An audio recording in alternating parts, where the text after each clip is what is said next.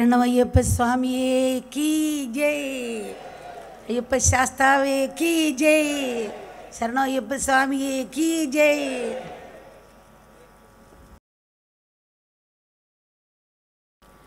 പ്രേമസ്വരുകളും ആത്മസ്വരുകളായിരിക്കുന്ന എല്ലാവർക്കും നമസ്കാരം. ശബരിമല ക്ഷേത്രവുമായി ബന്ധപ്പെട്ട് ഈ അടുത്തുണ്ടായ സംഭവവികാസങ്ങൾ ഏറ്റവും ദൗർഭാഗ്യകരമാണ്. ക്ഷേത്രസങ്കല്പത്തെക്കുറിച്ചും ക്ഷേത്ര ആരാധനയെക്കുറിച്ചും വേണ്ടത്ര അറിവില്ലാത്തതാണ് മിക്ക പ്രശ്നത്തിനും കാരണം. ഓരോ ക്ഷേത്രത്തിനും അതിൻ്റെ പ്രതിഷ്ഠാസങ്കല്പങ്ങളുണ്ട്. അതിനെ അവഗണിക്കുന്നത് ശരിയല്ല. ക്ഷേത്ര ആരാധനയെക്കുറിച്ച് ചിന്തിക്കുമ്പോൾ ക്ഷേത്രത്തിലെ ദേവതയും സർവ്വമായ ഈശ്വരൻ്റെയും തമ്മിലുള്ള വ്യത്യാസം നമ്മൾ മനസ്സിലാക്കണം.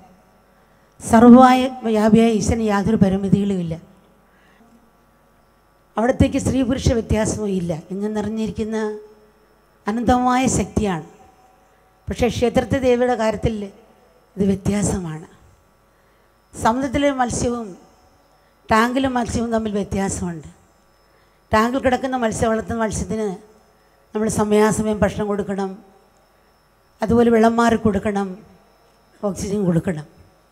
സമുദ്രത്തിലെ മത്സ്യത്തിന് ഇങ്ങനെയുള്ള നിബന്ധനകളൊന്നുമില്ല.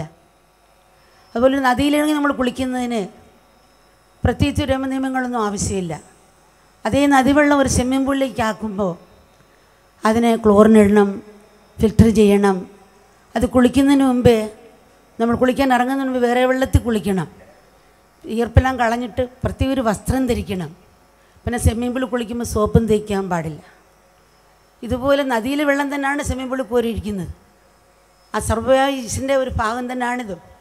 പക്ഷെ അതിൽ ശുദ്ധാശുദ്ധിയും ആചാരാനുഷ്ഠാനങ്ങളും ആവശ്യമാണ്.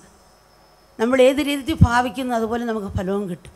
നമ്മൾ വിത്ത് നട്ടാൽ അതിന് വെള്ളവും കൊടുക്കുന്നുണ്ട് പൂവും കായും ഫലങ്ങളും കിട്ടുന്നത്. ഓരോ ക്ഷേത്രദേവതയ്ക്കും യഥാസമയം പൂജ ചെയ്യണം. അതുപോലെ തന്നെ നിവേദ്യങ്ങൾ സമർപ്പിക്കണം, ശുദ്ധാശുദ്ധി നോക്കണം. അതുപോലെ ആചാരാനുഷ്ഠാനങ്ങൾ വേണം. സർവ്വമായ ഈശ്വരന് ഇങ്ങനെയുള്ള പരിമിതികൾ ഇല്ല. ക്ഷേത്രത്തിലെ ഓരോ ദേവതയ്ക്കും പ്രത്യേകം സങ്കല്പമുണ്ട്.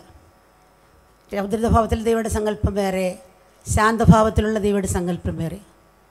ഓരോ ക്ഷേത്രപ്രതിഷ്ഠയുമായി ബന്ധപ്പെട്ട് ചില സങ്കല്പങ്ങളുണ്ട്.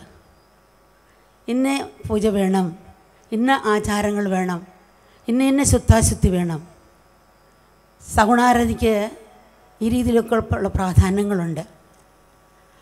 പാരമ്പര്യമായുള്ള നമ്മുടെ ആചാരങ്ങളും അനുഷ്ഠാനങ്ങളും വേണ്ട വിധത്തിൽ ആചരിച്ചില്ലെങ്കിൽ അത് ക്ഷേത്രാന്തരീക്ഷത്തെ പ്രതികൂലമായി ബാധിക്കും. ക്ഷേത്ര സങ്കല്പത്തിൻ്റെ കാര്യമാണ് പറയുന്നത്. ക്ഷേത്രം മൈനറാണെന്ന് പറയും. ഒരു കൊച്ചുകുട്ടിക്ക് അച്ഛനും അമ്മയും അധ്യാപകരും ആവശ്യം പോലെ ക്ഷേത്രത്തിൽ തന്ത്രിയുടെയും പൂജാരിയുടെയും അതുപോലെ തന്നെ വിശ്വാസികളുടെയും ആവശ്യമാണ്. പങ്കുണ്ട്. വിശ്വാസമില്ലാത്ത ആൾ അവിടെ പോയി കഴിഞ്ഞാൽ തുപ്പുകയും തൂറുകയൊക്കെ ചെയ്യാം. അപ്പോൾ വിശ്വാസികളെയും കൂടി ആശ്രയിച്ചിരിക്കുകയാണ് അവിടെ. ശബരിമല അയ്യപ്പൻ നൈഷ്ഠിക ബ്രഹ്മചാരിയായിരുന്നു. അദ്ദേഹം സമാധിയാകുന്നതിന് മുമ്പേ പ്രകടിപ്പിച്ചൊരാഗ്രഹം അനുസരിച്ചാണ് ഇത്തരം വ്രതസമ്പ്രദായങ്ങൾ നിലവിൽ വന്നതാണ് ഭക്തരുടെ വിശ്വാസം.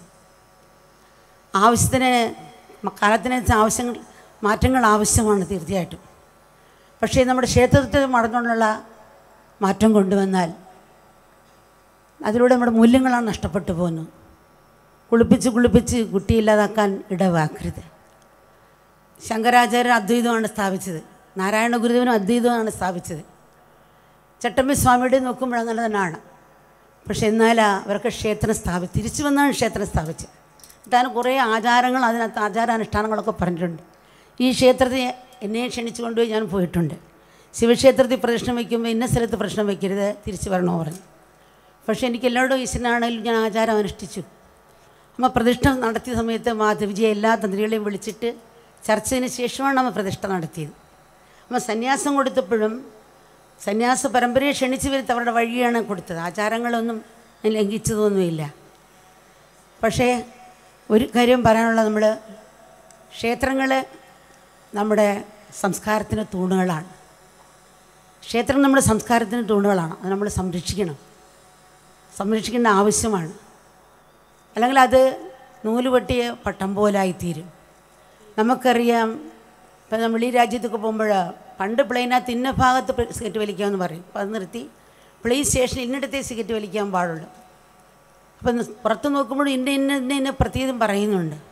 അപ്പം നമ്മളറിയാം, മണ്ണാറശാലയിലെ അമ്മയാണ് പൂജിക്കുന്നത്. ചില ഷിതകളുണ്ട്, കോളേജുകളുണ്ട്, സ്കൂളുകളുണ്ട്, ആമ്പിളർക്കുള്ള സ്കൂളുകളുണ്ട്. അതുപോലെ അപ്പം ലിംഗവ്യത്യാസം എന്ന് പറയാൻ നമുക്ക് പറ്റുകയില്ല. കുഞ്ഞിലെയുള്ള ഇത്ര വയസ്സ് വരെയും കയറാമെന്നുള്ളതുകൊണ്ട് സ്ത്രീകളവിടെ തള്ളിയിട്ടില്ല എന്നുള്ളതാണ് സത്യം. ഒരു കൊച്ചുകുട്ടി കള്ളം പറഞ്ഞാൽ കണ്ണ് പൊട്ടും. നമ്മൾ കുഞ്ഞിലെ അമ്മമാർ പറയും, കള്ളം പറഞ്ഞാൽ കണ്ണ് പൊട്ടും, കള്ളം പറഞ്ഞാൽ മൂക്ക് കൊണ്ട് വരും. അങ്ങനെയാണ് നമ്മുടെയൊക്കെ മൂക്കും കണ്ണും പൊട്ടണം. പക്ഷേ ആ സമയത്ത്, വിവേകമില്ലാത്ത സമയത്ത് ആ വാക്കത് ഉപകരിച്ചു. അത് പ്രായോഗിക യുക്തിയാണ്. ഒരു കുഞ്ഞ് അച്ഛൻ്റെ അടുത്ത് ആനയുടെ പടം വരച്ചിട്ട്, അച്ഛാ ഞാൻ ആനയുടെ പടം വരച്ചു പറഞ്ഞു. അപ്പം അച്ഛൻ നോക്കിയപ്പോൾ 5-6 കുത്തും വരെയുള്ളൂ. അച്ഛൻ പറഞ്ഞ ആനയുടെ പടമൊന്നും അല്ലടാ, 5-6 കുത്തും വരെയുള്ളൂ. അപ്പോൾ കൊച്ചു വിളി വയ്ക്കാൻ തുടങ്ങി. കരഞ്ഞു എന്തൊക്കെ പറഞ്ഞിട്ടും കരച്ചിൽ ചെയ്യുന്നില്ല. ഓരോന്നെടുത്ത് എഴുതാൻ തുടങ്ങി. അവസാനം അച്ഛൻ പറഞ്ഞു, മോനെ അച്ഛന് കണ്ണിന് കാഴ്ചയില്ലാത്തതുകൊണ്ട് മനസ്സിലാക്കാമായിരുന്നു. കണ്ണാടി വെച്ചപ്പോഴാണ് ശരിക്കും മനസ്സിലാക്കിയത്. നല്ലവണ്ണം എൻ്റെ മോൻ ആനയുടെ പടം വരച്ചിട്ടുണ്ട്. അപ്പം ഇതുപോലെ ഹൃദയത്തിൻ്റെ ഭാഷയാണത്. കാരണം ഹൃദയത്തിൻ്റെ ഭാഷ എന്ന് പറഞ്ഞാൽ അത് നമ്മളാ തലത്തിലേക്ക് ഇറങ്ങി ചെല്ലണം. നമ്മൾ ക്ഷേത്രങ്ങളിൽ ഷെയർ കേസ് പോലാണ്. ഷെയർ കേസ് കയറി കഴിയുമ്പോൾ വെളി ചെല്ലുമ്പോൾ മേളുകൊണ്ട് വാർത്തിരിക്കുന്ന ഒന്ന് തന്നെ ഷെയർ കേസ് ഒന്ന് തന്നെ മനസ്സിലാവും. സിമെൻറ്റും അതുപോലെ മെറ്റലും ചരലും കൊണ്ടാണ്. പക്ഷെ എന്നും പറഞ്ഞ് നമ്മൾ ഷെയർ കേസ് തള്ളിക്കളയത്തില്ല. എല്ലാ ഈശ്വരനാന്ന് സങ്കല്പിച്ച് കഴിഞ്ഞാൽ മറ്റുള്ളവർക്കൂടെ വരണം. പിന്നെ എല്ലാത്തിലും ഈശ്വരനെ തന്നെ കാണുന്നു. ശബരിമല സമയത്ത് അമ്മ ഒരു റിസർച്ച് പോലെ നടത്തി.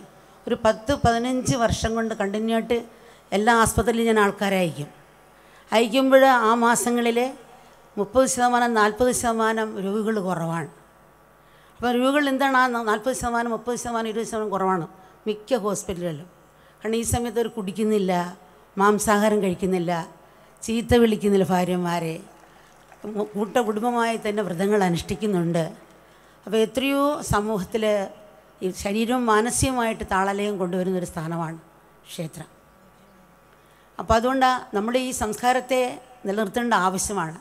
ഇതാണ് നമ്മുടെ കുറ്റി ഇതിലാണ് നിൽക്കുന്നത്. അപ്പം എല്ലാവരും അത് മനസ്സിലാക്കി നമ്മൾ മുന്നോട്ട് നീങ്ങണമെന്നാണ് അമ്മയ്ക്ക് പറയാനുള്ളത്. ഒറ്റ കാര്യം പറയുന്നത്, ഇപ്പോൾ അർജുനൻ കൃഷ്ണനോട് യുദ്ധമുറ ചോദിച്ച്, അപ്പോൾ കൃഷ്ണൻ പറഞ്ഞ് ഭീഷ്മരെടുത്ത് ചോദിക്കാൻ പറഞ്ഞു. കാരണം അത് അധികാരഭേദമനുസരിച്ച് പറഞ്ഞു കൊടുത്തതാണ്. അതുപോലെ എനിക്ക് പറയാനുള്ളത്, ഭക്തരായ ഈ തന്ത്രിയും പൂജാരികളും അതുപോലെ ഭക്തരായ നിങ്ങളെപ്പോലുള്ള എല്ലാവരും കൂടി വിചാരിച്ച് അവരാണ് തീരുമാനിക്കേണ്ടത്. പയ്യത്തിന് പനയും തിന്നാം. അതുകൊണ്ട് എനിക്ക് മറ്റൊന്നും പറയാനില്ല. കൂടുതൽ സംസാരിക്കാൻ വന്നതല്ല, മറ്റൊന്നും പറയാനില്ല. മറ്റുള്ള കാര്യങ്ങളെല്ലാം മക്കൾ ഇവിടുന്ന് എല്ലാം പറഞ്ഞു തരും. നമസ്കാരം.